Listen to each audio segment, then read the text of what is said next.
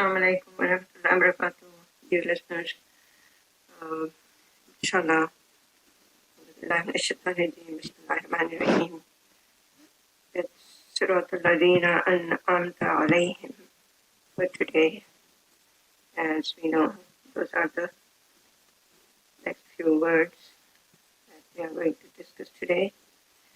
And hope and pray to Allah that may Allah grant us the best possible understanding, and we benefit and we fix ourselves, inshallah. So what does this actually mean? Favor. Favors, ni'mah, is of many types. It can be bodily favors, favors of various strengths and power of the body, with health, protection and maintenance of the organs, etc. And then there can be ni'mah of spiritual needs, favor of the ruh, spirit given to the body, and then favor of senses and intellect and the gains from it. And it can be regarding acquiring good character traits such as wisdom, courage, virtues, etc., and avoid bad things, bad character traits, and not emulate bad qualities of people. So, like if someone is wasting your rights, you should not stop respecting their rights. This is excellent character that we need to live with. If someone is wasting our rights, we should not stop respecting their rights. As the Prophet ﷺ said, forgive those who wrong you, give the rights to those who even they don't give you your rights, and connect with those who disconnect with you. So this is not an easy thing for the lower self, but it's very huge for the ruh. Ruh gets stronger through these. And then there can be obligations with regard to rights. That's a very important principle in Islam. We shouldn't let it skip our lives. Obligations with regard to rights. We are obligated to take care of the rights of others, and we shouldn't let that. The fact is, we won't be asked on the day of judgment regarding our own rights upon others. Allah is not going to ask us, did everyone give you your rights which were due upon them? It's going to be, did you take care of the rights of others that you were supposed to? So it's all going to be about us. It's not about others. It's not about others.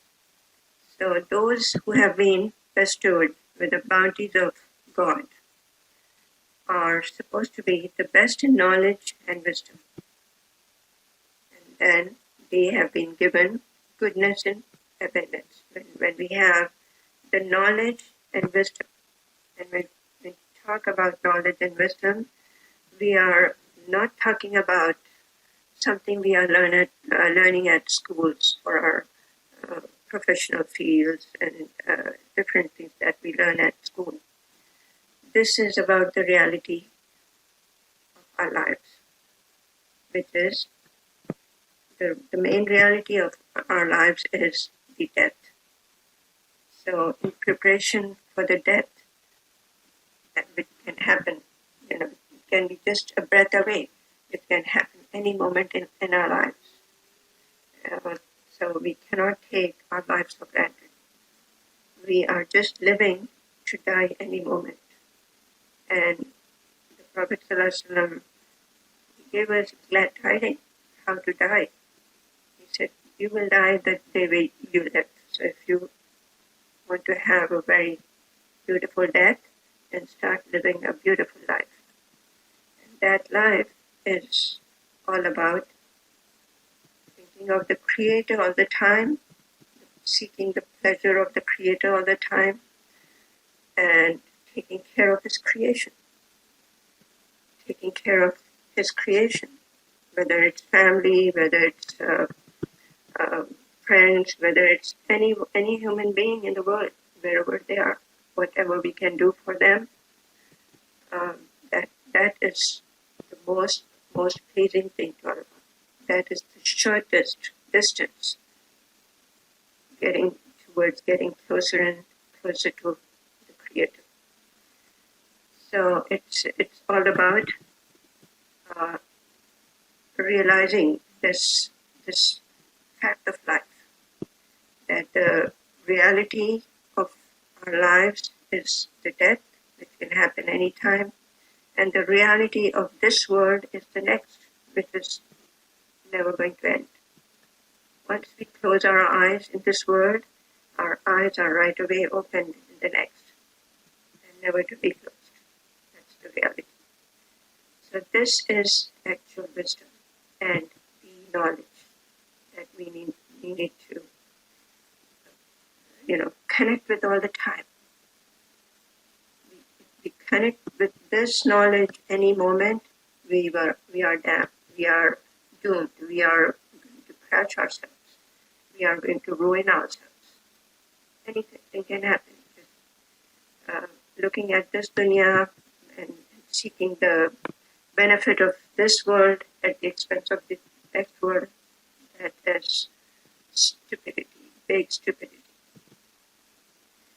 So now, what comes to our mind when we are asking Allah, subhanahu wa ta'ala, to give us the path of those whom you, O Allah, you have favored. Sirat, allazeena, alaihim, that you have favored. People who are enjoying a goodly life, comfortable life, all the wealth they want, all the things they want to do, the wealth, they have good health, they can just enjoy it themselves to death and do whatever they want, no questions, and then all the wealth keeps coming back to them to continue their the way they want to live.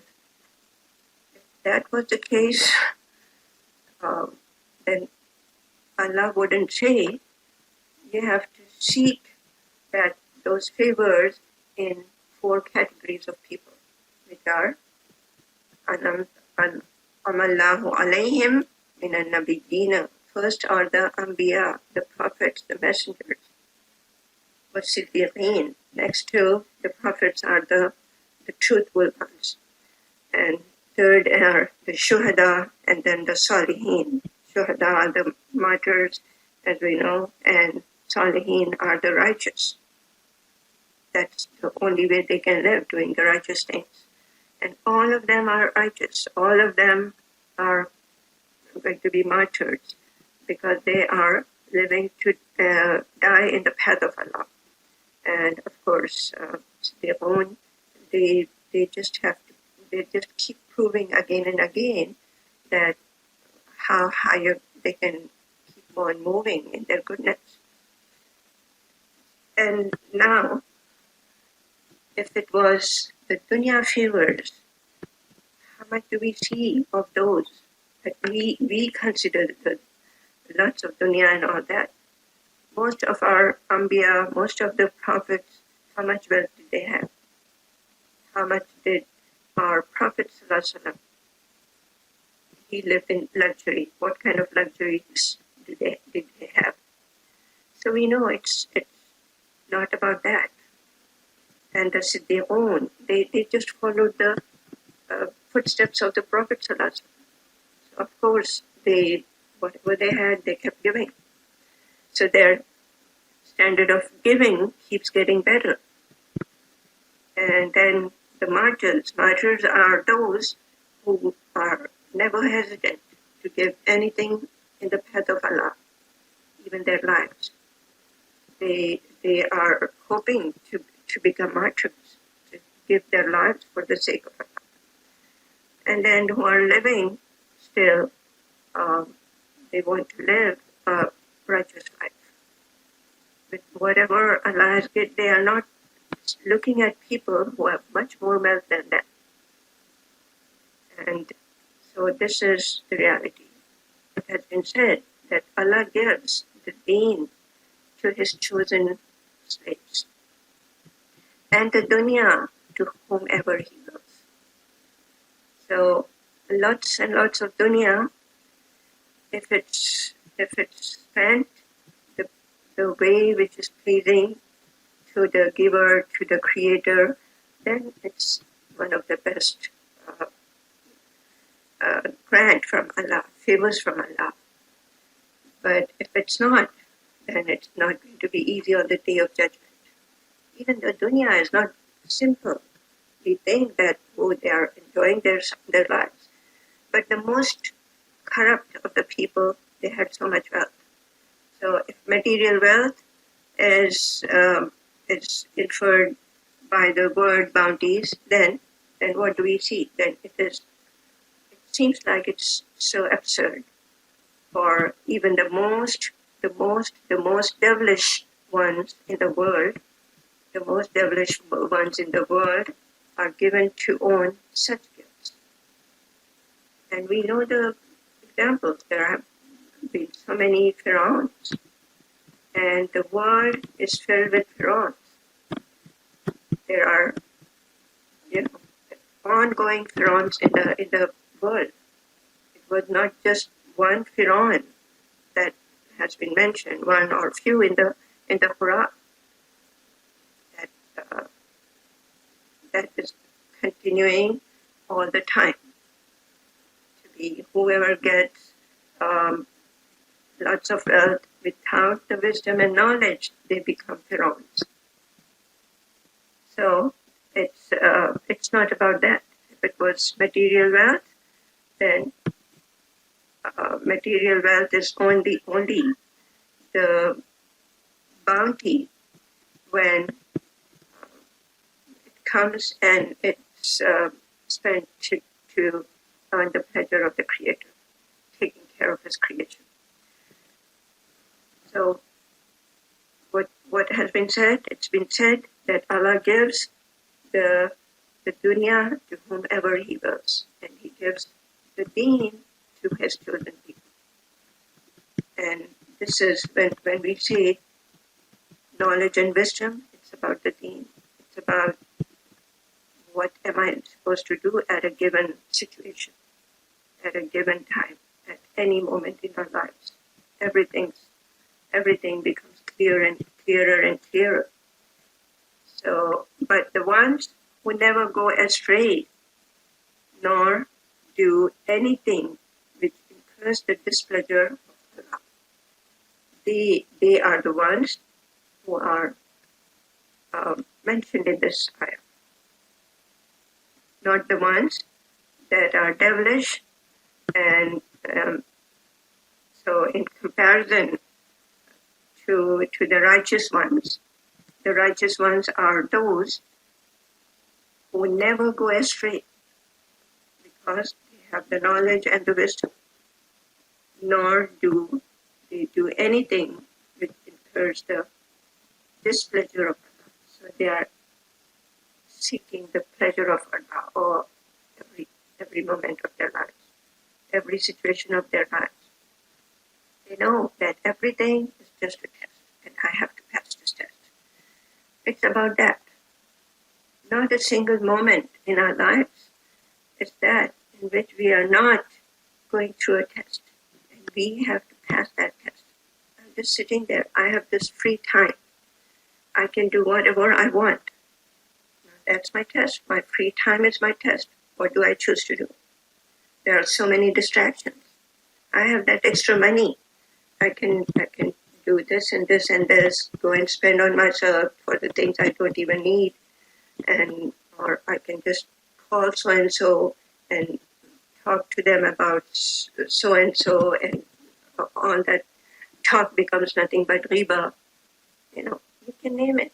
You can think about anything and everything, and it is what? It is a test. I can use those bounties. The free time is a bounty. The extra money is my bounty at that time. The call I want to make and talk to so and so is a bounty to get connected and use that time wisely and share my knowledge or learn from them. Every moment, these are the favors that we are living in 24/7, every moment of our lives. It's something like Allah subhanahu wa ta'ala said it again and again. وَإِن تَعُدُّوا نِعْمَةَ اللَّهِ لَا تُحْصُوهَا. So this is talking about inam, the bounties. If you count the blessings of Allah, there are so many countless blessings. Everything is countless, so you will never be able to count. Allah subhanahu wa ta'ala, He gives us the best possible understanding of these beautiful words that we are repeating so many times during the day. Oh Allah, grant me the favors that you have favored those who are your chosen ones. Anbiya, Siddiqeen, Shuhada, and Salihin.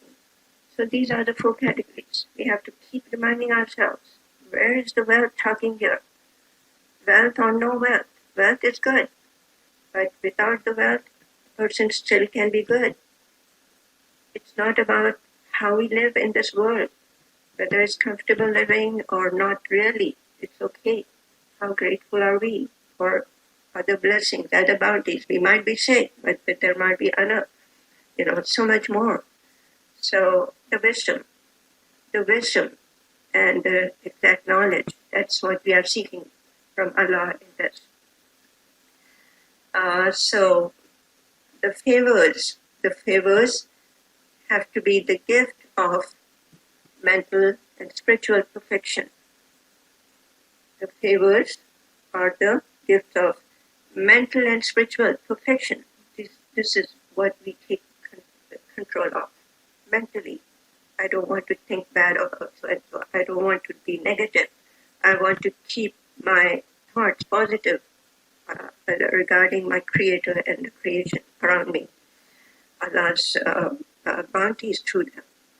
And spiritual perfection, that's my goal. I want to go higher and higher, connect with my spirituality, with the one whose spirit He has given me. He has blown the spirit in me through Him. وَنَفَخْتُ فِيهِ مِنْ رُوحِي. Not indulge in any sin or error. Guarding ourselves from the sin and going wrong. We want to make the correct decisions. So when Allah, He enjoins upon mankind to follow the path of those on whom He has bestowed His bounties, it naturally means that there are and will always be until the end of the world, that people that we can connect with. Those kind of people, Anbiya, are not going to come back. Our Prophet is the last one of those. We won't have a new Nabi, but we have the life of the Prophet ﷺ in the lives of those who are Siddiqun, Shuhada, and Salihun. These 3 are always going to be there until the end of the world, because Allah says that you have to follow these, that I have given them, I have bestowed my special favors on them, that no matter what, they are connected with me. These people, according to simple logic and reasoning of mere common sense, are those who should resemble a prophet in their external and as well as their internal purity. They have to resemble the prophets. They will always be there with the same store of knowledge and wisdom, which the best of the mankind was bestowed with. So these people are always going to be there. This verse proves beyond all doubt that the existence of an imam, a best possible guide, is there in every age. We are never without them until the day of judgment. He who has been given knowledge, wisdom, has been given goodness in abundance.